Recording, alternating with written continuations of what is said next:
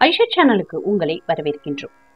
பெண்கள் காலையில எழுந்ததும் சமையல் அறைக்குள் நுழைந்த பிறகு முதல்ல என்ன செய்ய வேண்டும் என்பதை பற்றி தான் இந்த பதிவுல தெரிஞ்சுக்க போறோம். ஐஷட் சேனலை சப்ஸ்கிரைப் பண்ணிக்கோங்க, பக்கத்துல இருக்கிற பெல் ஐகானையும் பிரஸ் பண்ணிக்கோங்க.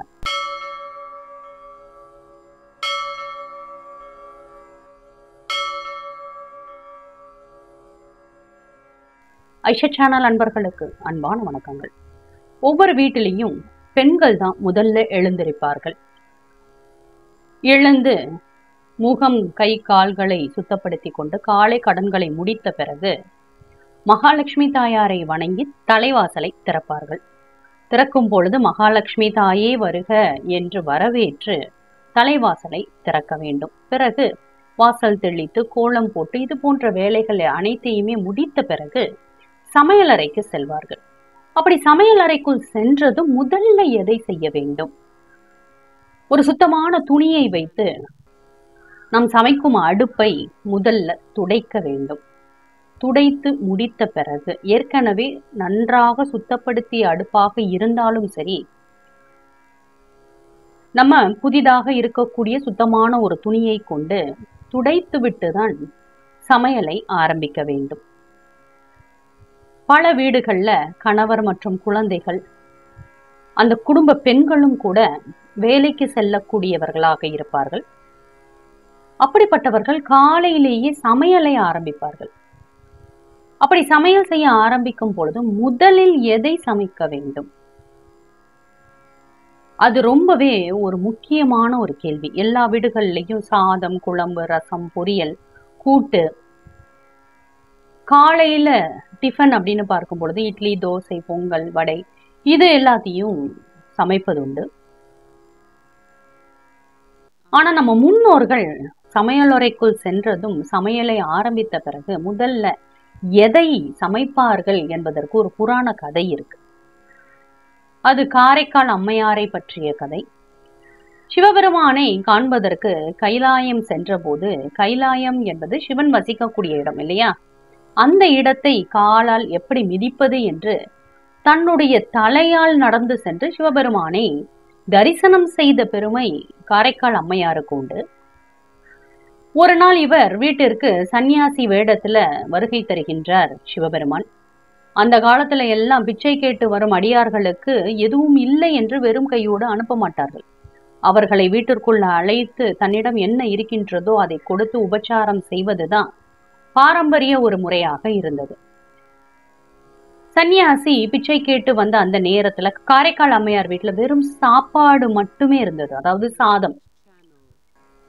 அந்த சாதத்தை வைத்து 2 மாம்பழங்களை வைத்து உபச்சாரம் செய்தார். அந்த சாதத்திற்கு குழம்பு எதுவுமே இல்லாத நிலையில என்ன செய்வது என்று தெரியாத அம்மையார் ஒரு பாத்திரத்துல சாதத்தையும் மாம்பழத்தையும் மட்டுமே போட்டு தன் வீட்டிற்கு பிச்சை கேட்டு வந்த அந்த சன்னியாசிக்கு கொடுத்து விட்டார். சன்னியாசி வேடத்துல இருப்பது சிவபெருமான் தான் என்று உண்மையை அறியாத காரைக்கால் அம்மையார் அவருக்கு இந்த சாதத்தையும் மாம்பழத்தையும் தந்து உபச்சாரம் செய்தார். காலை வேளையில வெறும் சாதத்தை மட்டுமாவது வடித்து பசியோடு வரக்கூடிய அடியாருக்கு தன் வீட்டில் இருந்த சாதத்தை மட்டுமாவது காரைக்கால் அம்மையாரால் உணவாக தர முடிந்தது.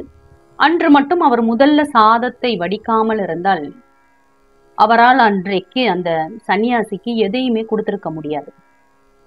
குழம்பு, காய் என்று எது இருந்தாலும் சாதம் இல்லை என்றால் எவராலும் சாப்பிடவே முடியாது. காரைக்கால் அம்மையார் சிவபெருமானை சரணடைந்ததற்கு இதுவும் ஒரு காரணமாக சாஸ்திரங்கள் சொல்லுது. இதோடு பல வீடுகள்ல நெய்வேத்தியம் படைத்து இறை வழிபாடு செய்வோம். ஒவ்வொரு நாளும் ஒவ்வொரு நெய்வேத்தியத்தை தேட வேண்டிய அவசியம் இருக்காது. புதிதாக வடித்த சாதத்துல 1 ஸ்பூன் அளவு நெய் ஊற்றி இறைவனுக்கு நெய்வேத்தியமாக படைக்கும் பழக்கத்தை நம்ம ஏற்படுத்தி கொள்ளலாம். 16 வகையான கூட்டு, பொரியல், இது போன்ற அறுசுவை உணவை நாம் தயார் செய்தாலும் முதலில் நாம் சமைக்க வேண்டியது சாதத்தை தான். அதனால எப்பொழுதுமே நீங்க சமைக்க ஆரம்பிக்கிறீங்க அப்படின்னு சொன்னா முதல்ல சாதத்தை வடிப்பதற்கு நீங்க தயார் செய்யுங்கள். பிறகு குழம்பு, ரசம், நீங்க எதை சமைக்க விரும்புகின்றீர்களோ அதை சமைக்கலாம். அதனால பல பெண்களுக்கு சமையலறைக்குள் சென்றதும் எதை முதலில் சமைப்பது அப்படின்ற ஒரு கேள்வி இருந்துகிட்டே தான் இருக்கும். அதனால எக்காரணம் கொண்டும் குழம்பு, காய், ரசம் இது போன்றவற்றை சமைப்பதை காட்டிலும் முதலில் அன்னத்தை தான் சமைக்க வேண்டும். இது நம் பசியை போக்கக்கூடியது. வரக்கூடிய யாசகர்களுக்கு நீங்க இந்த சாதத்தை கொடுத்து அவர்களுடைய பசியை போக்கலாம். அதனால எக்காரணம் கொண்டும் மற்ற உணவு பண்டங்களை தயாரிப்பதற்கு முன்னதாக சாதத்திற்கு நம்ம உலை வைத்துவிட்டு பிறகு மற்ற வேலைகளை செய்ய ஆரம்பியுங்கள். இப்படி செய்யும் பொழுது நிச்சயமாக அது